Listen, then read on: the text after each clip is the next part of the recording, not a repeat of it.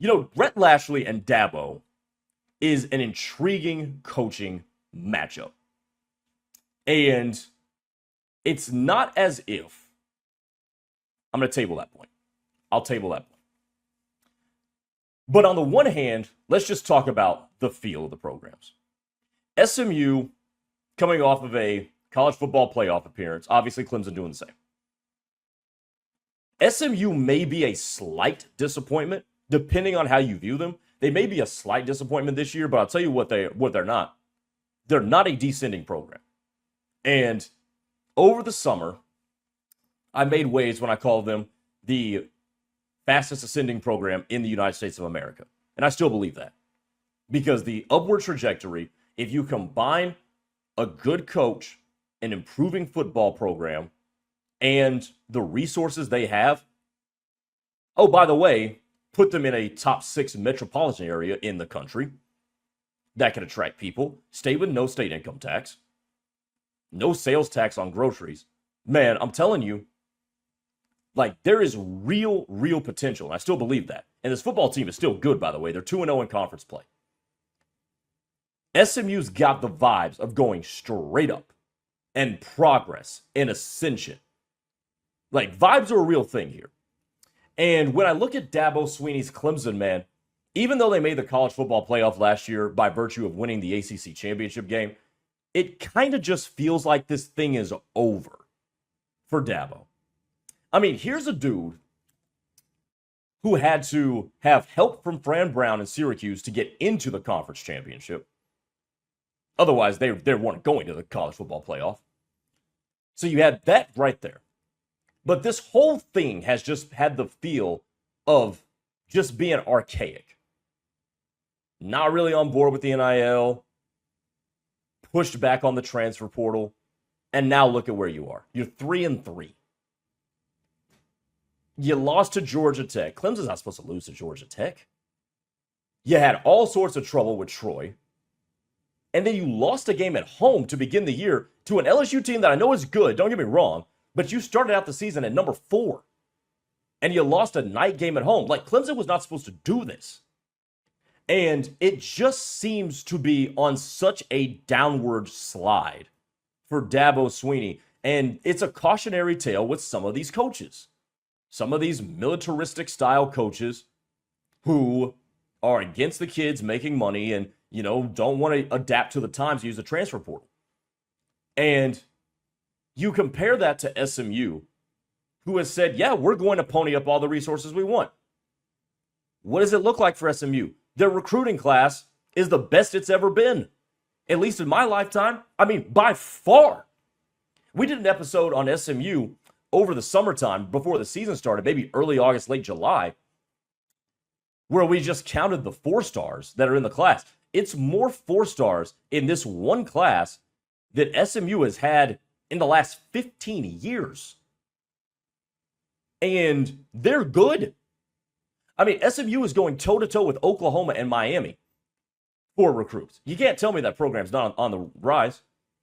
And if you got available resources, use them. It's not as if Clemson's devoid of resources. Like, no, it's Clemson. They got resources to spend. But the vibes that the coaches are giving off, Rhett Lashley says, yeah, let's go into the future. Let me make some waves and be a head coach that's on the map. I think it's gonna help us out. Dabo's always been the guy that answers questions funky, uses religion in a strange way to answer questions in a funky way. And by the way, no disrespect on religion. I'm a religious person myself. But that's what Dabo's been giving off, and combining it with the fact that he's been a little corny, and he's tried to use, then the corniness has come out when he's tried to cover up for his disdain for NIL compensation and the transfer portal. Those are the things that set one program going forward and the other on a downward slide. And this game this week is the ultimate collision between that. Because there's no program that is on more of an upward trajectory right now than SMU. You look at where they were 2 years ago, where they got to last year, and where you kind of are. I mean, they started the season ranked 17 in the country. That does have to speak for something. Clemson, on the other hand, has completely lost its respect in terms of its national standing. It's completely lost it. Because at this point, we're starting to take SMU more seriously, and we're not taking Dabo Swinney seriously. Like, just let that sink in for a second. SMU and Rhett Lashlee are being taken seriously now. And Dabo, I don't know what kind of a fall off to compare it to. There's not one that readily comes to mind. But he's not being taken seriously anymore. Maybe some of you guys can help me out. Like, what's a comparable event and turn of events to this one? But this is what happens when you utilize what you got to help you adapt to the changing world, and you use your traditional archaic beliefs to handcuff you from doing exactly that.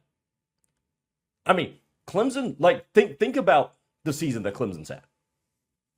Lose a night game in primetime at home to begin the year, get shut out in the first half and need a 27-0 spurt to beat Troy by 2 scores, lose back-to-back ACC games to Georgia Tech and Syracuse, and your kind of return to grace is mollywopping 2 really bad teams, and one of them's about to fire a coach, that being North Carolina, which may, by the way, because UCLA has seemed to turn whatever that was around.